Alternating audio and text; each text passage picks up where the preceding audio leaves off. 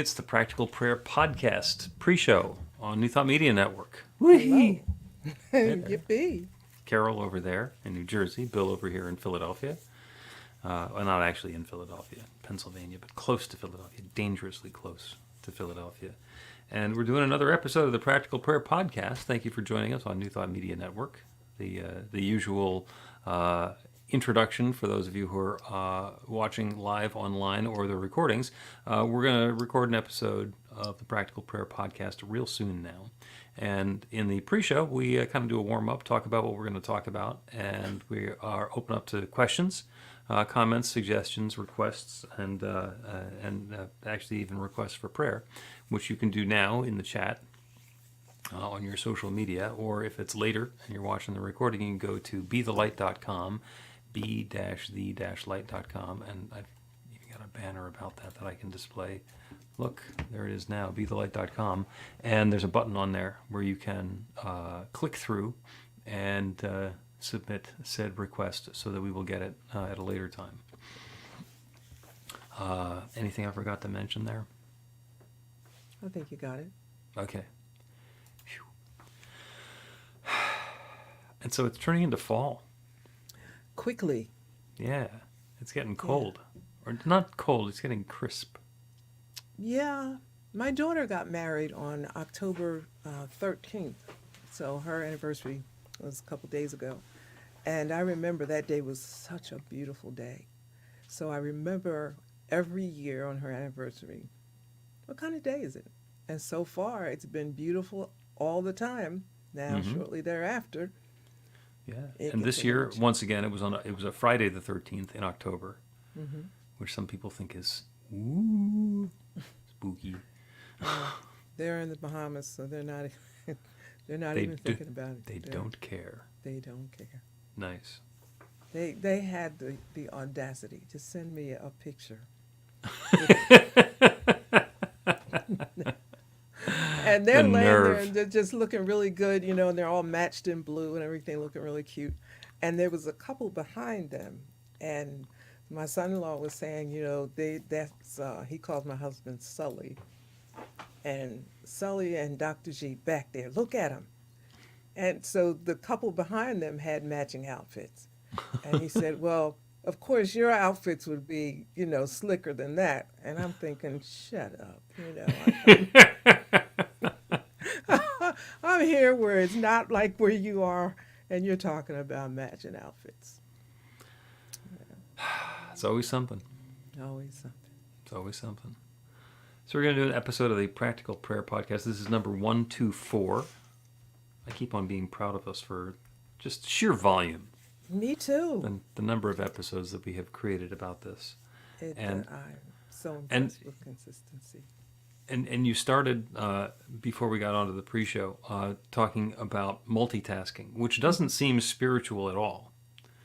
But of course, we can turn anything into spiritual.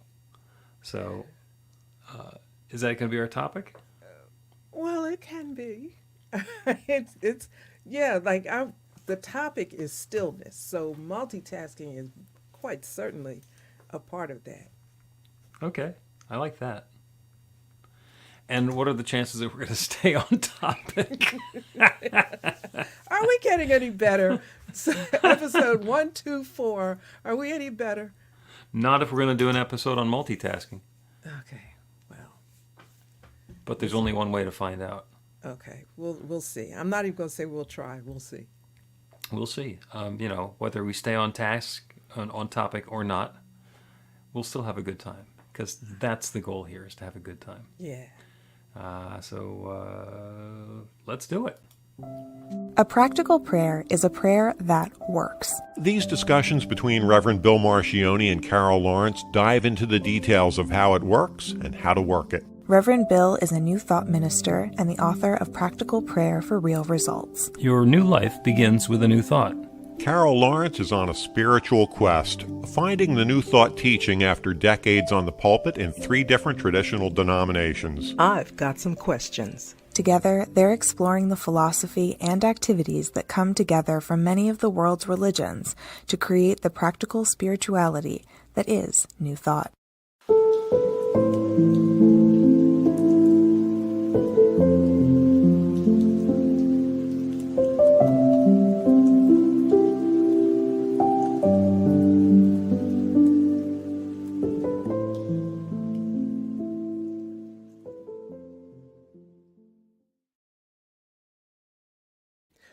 Welcome to the Practical Prayer Podcast. I'm Carol, here with Reverend Dr. Bill Marchiony.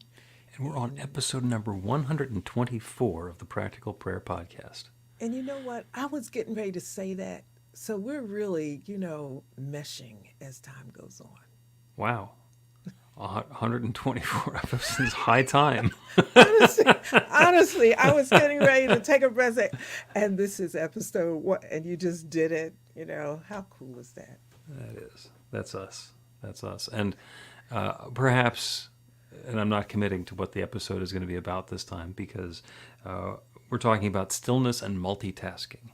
Mm-hmm. And we began a little while ago talking about multitasking, and is that a thing? And we've also had an ongoing conversation about whether or not we can stick to a topic when we do an episode of the Practical Prayer Podcast. And I am absolutely willing to bet that if the topic is multitasking, we will not be able to stick to the topic just because of the nature of the topic. Well, we'll see. It may surprise us. So with whatever it was that you were thinking about when you thought about that, what were you thinking about? And kick us off. Well, what I wanted to start out with was stillness, because still is a thing. But there's no way I can do it, because when you said what made me think of it, this last couple of months has been really, really high activity for me. I mean, going from morning until collapsing at around midnight. And I've had no choice in the matter, and when things like that, when my schedule gets like that, I just say, fine, let's go. I put the end date on the calendar and I just go, right? But along the way, I noticed a lot of things and a lot of people in difficult situations. And first of all, I came increasingly aware of gratitude, which is a part of, one of the parts of the practical prayer mm-hmm. that I absolutely love anyway. But it felt like live situations in gratitude, just looking around at different situations. And I thought about how fast everything is moving, how everything is changing or promising to change. There's an election coming up, and I used to really get into the debates and stuff like that. Never mind all that, but I don't now. And I thought, okay, there's a percentage of the community, the country that's all in excite mode about that, and this is going to change and that's going to change. And I thought, we're missing a whole lot here because we're not being still. I was born and raised in Philadelphia, so I call that my home. And of course, I say I love Philadelphia, and whenever you say Philly, I think of that magnificent building, City Hall. It's just magnificent to me. When I was a little girl, it's just so wonderful. It's not the tallest building I know in the city anymore, but it just carries a lot of memories of its architect and its beauty.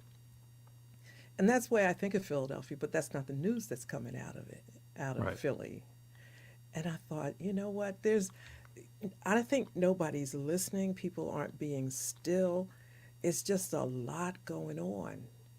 And I wondered if stillness was an answer. I think stillness is always an answer. And one of the things that's a very powerful spiritual practice is meditation. To sit in the stillness, and the buzzword for it now is mindfulness.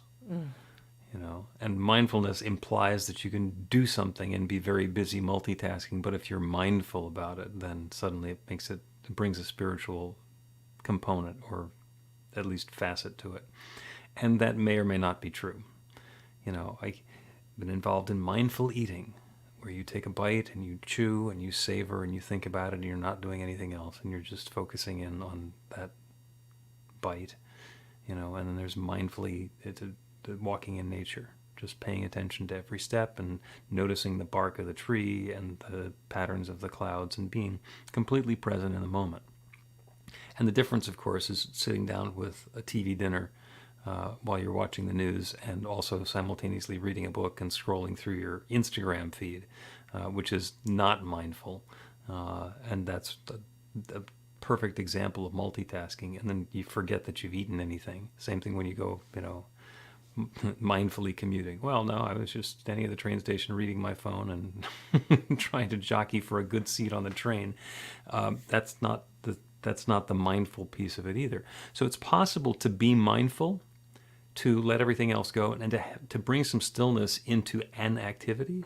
But the more activities we pile on top of the stillness, the more likely it is, as far as I'm concerned, that we're kidding ourselves about the stillness part of it. Yeah, I think we're losing it. While you were describing that, I was thinking about that little teeny book by Brother Lawrence, Practicing the Presence of God, and how he talked about being present with God in whatever we may be doing at the time, washing dishes or whatever, and if that's the way your theology works. And I just can't help but think, at moving at such a fast pace and all the things we're doing, we're missing such an important part of everything, really, because you can't do everything well. So that means everything, a little bit of everything is missing. But what about the self, and being able to cope and think through difficult situations? And like I said, mine has been in high energy and high demand for the last month and a half. And the only way I was able to do that is to, ahead of time, look at what was going to be required and stay focused and be still and make sure that I'm pacing things. And I'm wondering, like, how, it's not how do people do it. I know that they don't, because I think the craziness around us is indicative of that, having to have an opinion about everything and to, input and do this and do that. And what about the self? Yeah, How you I feel think about it? I think that in your questioning is your answer, because I've seen you do this over the course of the last couple of years. That there are things that you get involved in, and then you recalibrate and you say, based on everything that I want to be accomplishing, I'm going to have to, and one example is the morning meditations that I lead every day on Zoom. And for a while you were a regular on those, and then you told me, yeah, I've got some stuff going on and I don't have time to prioritize that in. And you were very intentional and specific about that. And it wasn't because you didn't want to do it, it's because you knew that you had to choose. Mm-hmm. And to me, that's different than trying to multitask and figure you can do everything. What you were doing in that case was you were reprioritizing. We were talking before, the computer biz talks about multitasking. Mm-hmm. And, we got multiple CPUs and multiple processors going on, and the computers can do all sorts of things at once. And the fact of the matter is, one processor can only do one thing at a time. It's executing a set of instructions, and if something more important comes along, then it gets reprioritized, and it switches from doing this thing to doing that thing, and then it goes back to doing the original thing. And people are notoriously bad at that. Some people are much better at it than others. It turns out I'm really bad at it because it takes a long time for me to disengage from something and then wind myself up to speed on the new task. And then I wait until that one's done, and then I have to figure out where I was in the first one and get back to it.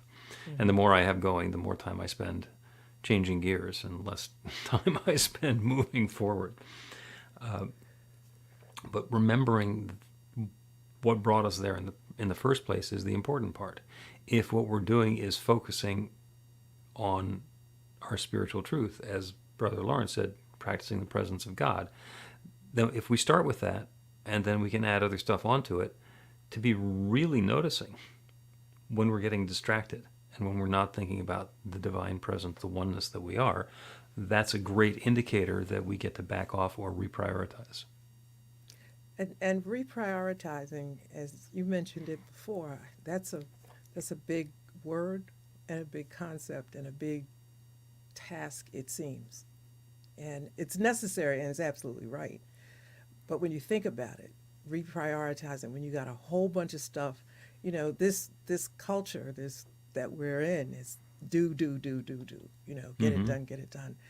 And I was helping out in a Sunday school class, not Sunday school, kindergarten class one time. I'm ashamed to tell you how I got there. But anyway, it was totally Another time. shame. Yeah. But anyway, I was helping and we were teaching the little children math.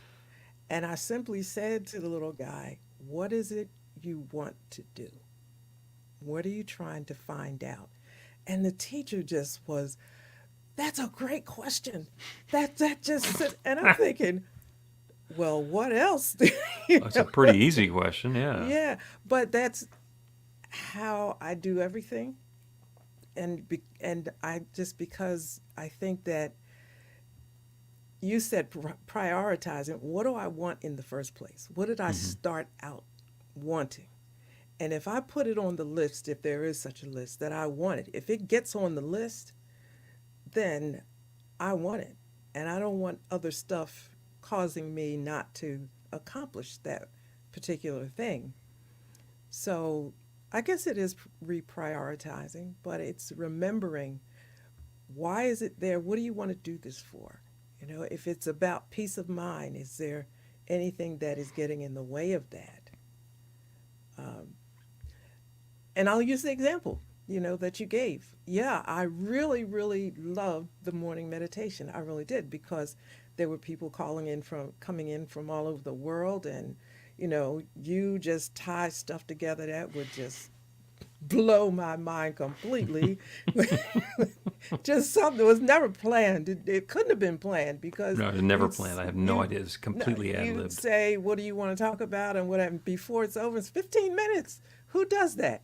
But so everybody's talking, put their stuff in it. Anyway, I'm not giving a commercial for that, but that's true. That's how it happened. I loved it, but I also knew that the timing was throwing me off, and I wasn't able to regroup as well. As I said, I have to make a choice here, because this is where I started, and I have to stay with that.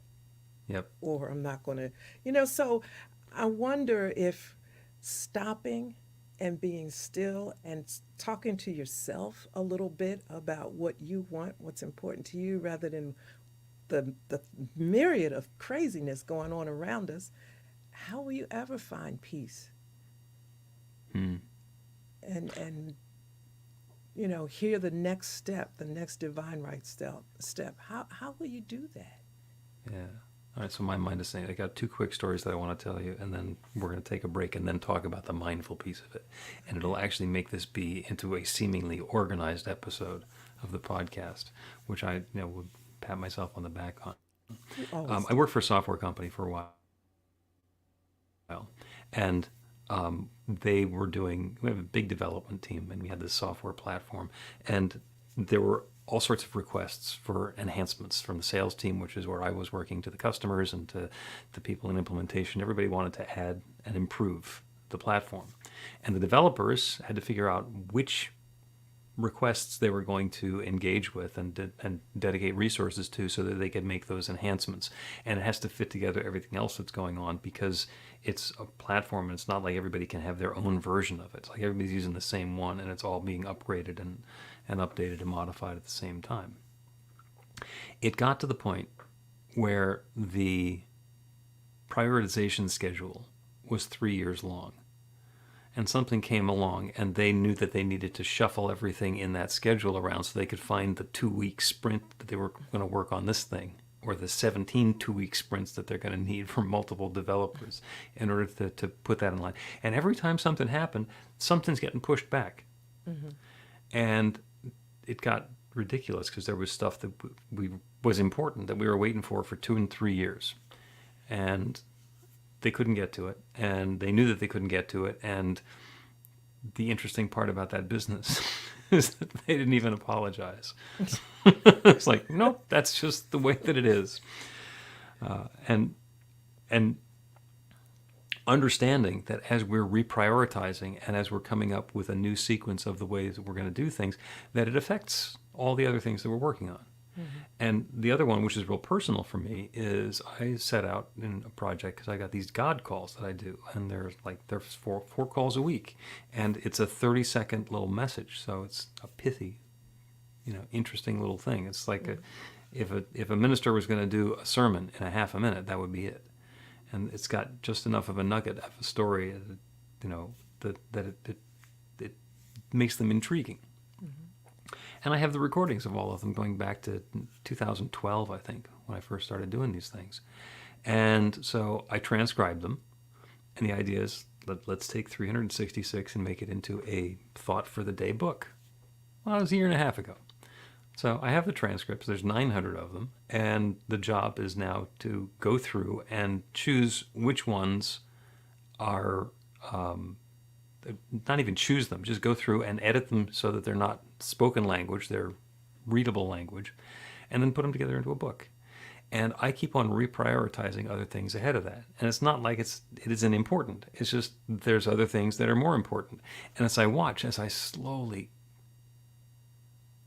agonizingly go through, and I'm up to almost 300 entries now. And it's like, that's close to the finish line. There's like 60, 70 left to go. I'm watching that reprioritization schedule and hearing in my mind all the criticism that I gave to the developers. And say, all right, I'm going to have to let somebody off the hook. Now it's your turn. Yeah. Now it's my turn. Let's take a break and then continue with a discussion of stillness and mindfulness. Get inspiration in an instant. God calls are the gentle and uplifting moment of truth to help you remember that the bright light of God's love is shining right now as you. It's your God Call with Reverend Bill. Start your 2-week free trial today, and you'll get a phone call 4 times a week from Reverend Bill with an uplifting half-minute message filled with insight, wisdom, story, and fun. Let your light shine. You can answer the call to listen to it live or let it go to voicemail so you can hear it later. After the free trial, your subscription is just $5.95 a month. The details are at godcall.org. God calls are disruptive, intentionally. Whenever you write something, put on a gold star. They take you away from your routine to remind you about the truth of who you really are. They come at random times between 8:15 a.m. and 6 p.m., so you won't be expecting them. And somehow, the message is exactly what you need to hear at the time. Magic is loose in the world. It's a moment of motivation in the middle of your day. Find out more and start your 2-week free trial now at godcall.org. Welcome back to the Practical Prayer Podcast. I'm Carol, here with Reverend Dr. Bill Marchiony. And before we get started, I was reading the comments, and Whitney Bowling is asking for something. So I wondered if you could put BeTheLight.com up there on the screen so she could know how to submit the request. Yeah, there's always the opportunity to go to BeTheLight.com, b-the-light.com, and there's a way of getting in touch with us right from there. And I was looking at that comment as we're doing the live recording here as well. And the answer is yes, of course we can pray for you, and it might not necessarily be the prayer that you thought we were going to do. But when we get to the final section, there will be a prayer, and it will include the opportunity for everyone, for Whitney and everyone, to more fully experience that bright light of God's love that's everything and it's everywhere. And we'll get into some more details about that. In the meantime, though, let's talk about stillness and multitasking, which are two sides of the same coin. So stillness is when we're not multitasking. Is when we're non-tasking, supposedly. And the best stillness happens when we're sitting on our purple meditation pillow and intentionally just breathing and focusing on our breath. And even in that situation, it's not like we're not doing anything. And if you think, well, I'm sitting on the purple pillow just following my breath and I'm not doing anything, it's like, no, try stop breathing. And then you realize that what you're doing is pretty important. So the rest of it gets added on top of that. So the issue about stillness is the ability to stop doing other things and be present to that divine love that's at hand. And taking it back to principle, there's only love. That's where we start. There is only God. And God is that one infinite power, that one limitless presence, that one unlimited source of love and energy and intelligence that is sharing itself as matter and energy and substance and life and knowledge and intelligence and love everywhere. And since that's the source of us, that's all that we are. So in a fundamental way, we are all that divine love, that bright light shining in our own way. And stillness and mindfulness is remembering that. Mm-hmm. And yeah, I can do something else while I'm remembering that. And I can also forget that, even if I'm not doing much. And so the idea, if we're bringing, if we're making the activities that we're involved in into something spiritual, if we're making them prayerful, is to remember that truth about who we are and what we are, and that in turn informs what's possible, which is anything. Yeah. Yesterday, I was just a whole barrage of things felt like imploding. And I was trying to find a place to be still, and there was no place, right? And I thought, okay, you know where you can find this place. So off to the ocean I went. And it was still, the ocean wasn't still, but everything else was very quiet. And just things started coming together, you know? And when you said that word remember, so important, because I remembered things that allowed me to be peaceful and just like calm down. The things that you don't come to mind first when there's a lot of stuff happening and you're doing a lot of things. So that's really why stillness just really impressed itself on me yesterday and today. Mm-hmm. You need and one of the ways that we can notice, I was going to say whether we're doing it or not, just how well we're doing it, is to notice whether we're thinking, oh, I have a lot to do, or if we're noticing, oh, that divine power and presence that is God, that is everything, that is everywhere, has a lot to do as me. Yeah, that's remembering. When I think I'm doing it by myself, I have left God behind, which I can't do, but in my mind I can. Mm-hmm. Mm-hmm. And if God doesn't know what I'm up to, then God knows I don't know what I'm up to. And you know what? It feels really not impossible, but it feels cumbersome to think about it. My youngest son was going through some stuff, and I'm trying to think, how can I get him to understand that God is working through him? And it came to me. You know, I love music, and a lot of my work includes music. So I, of course, played a Kenny G track, and he loved it. He loved it. And I looked at him and I said, did you know God played the saxophone? And he looked at me, and no more words. We didn't discuss it. And it took the next, like a whole 24 hours. He came back. He said, I get it. I get it from what I thought you were crazy when you said that. I said, no, it's that simple, that God works through us in any possible way you can imagine.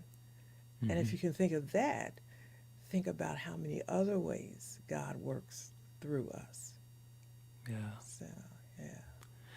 And let's take another break, and I think when we return, we're going to do a prayer, and it's also going to be about remembering. It'll be about stillness and remembering.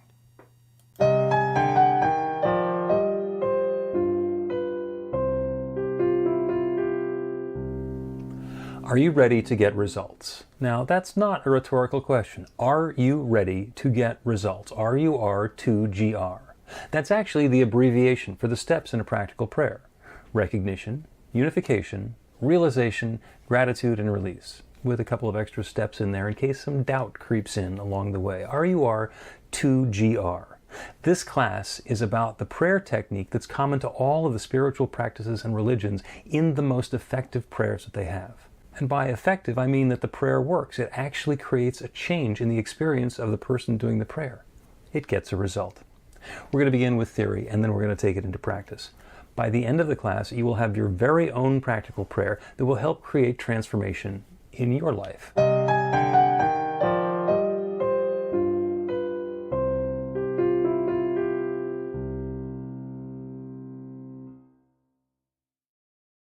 Welcome back to the Practical Prayer Podcast. I'm Carol here with Reverend Dr. Bill Marchiony, and conversation has been so good. I know we're coming to the end. Yeah, we've been talking about multitasking and the opposite of multitasking, which is stillness, and also remembering. And what I was remembering was Psalm 46, which among other things says, "Be still and know that I am God." And a lot of people think that that's a quote, that God is saying, "Be still and know that I am God." But since God is everything, and God is everyone, and God is everywhere, then everything is God, which means that we can say that ourselves with the same authority that you can imagine any other entity, creature, being, creator, whatever, saying that with. So let's take that into prayer. Be still and know that I am God. And in that stillness is the receptivity, the openness, the preparedness for that next activity. We don't need to do a whole bunch of stuff. If we start by knowing that truth, that power and presence is within, that one infinite creative power that we call God or spirit or nature, that power that creates everything, that shares itself as all of its creation, is within. Be still and know that I am God. That divine power and presence has the ability, and not just the ability, it has the nature of creating that next new experience for and through and as us. We are that divine power and presence. Each one within the sound of my voice is that divine power and presence of the infinite taking particular form as whoever they are and whatever their story happens to have been. Each of us is that divine presence right here and right now. So we can call on that creative power, that divine source, that limitless energy, that infinite substance to create something new. We can open ourselves up to that newness, and there doesn't have to be struggle in how we're going to put together. We don't have to figure it out. There's an infinite intelligence that knows, that can inform us.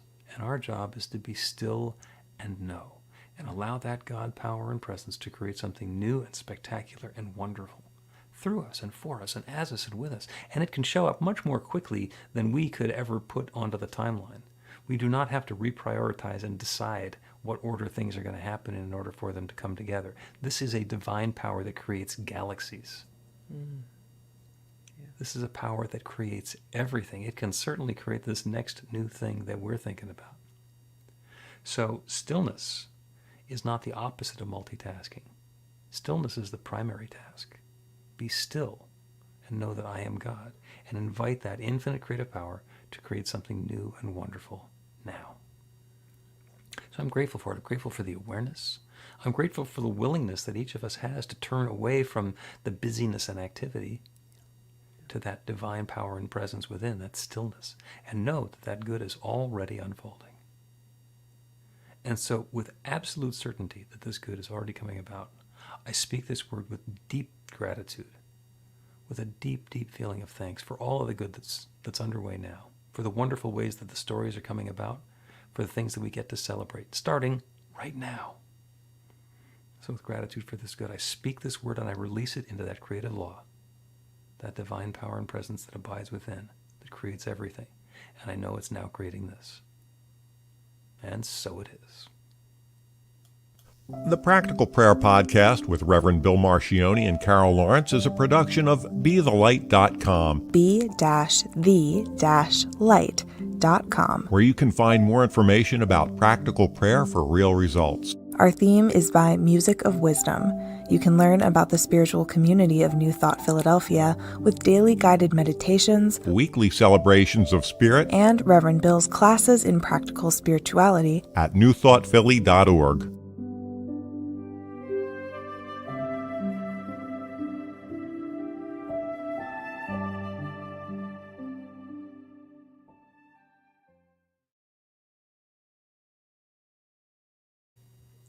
That's the Practical Prayer Podcast for today. I thought it was good. That was too good. short. Way too short. I think it actually is going to wind up being less than 30 minutes. So for a half-hour podcast, on average, we're still way over 30 minutes. But that's okay. I thought the prayer was going to go longer than it did, but I always do. And then they shorten themselves. They shorten themselves. When I get to the prayer, I'm not making it up.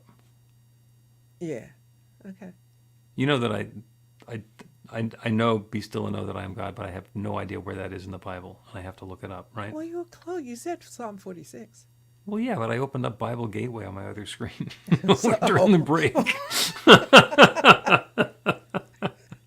Oh, okay. Well, that was the scripture that was, in my head about this, and there were some others. So you got it. I got it. And when you said Psalm 46, I thought, well, he got it. You got it. 46:10, he's good.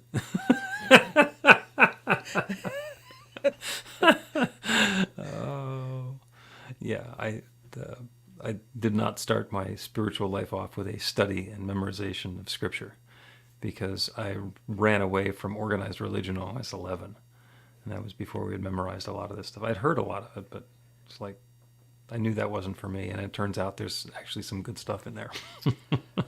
Well, just to put it out there, if you were going to eat at our house, you had to have a scripture. And it couldn't be the one you had yesterday or the day before, because my mother's going to know. So, yeah. Yeah, we didn't have any of that. We were all stuck in our heads.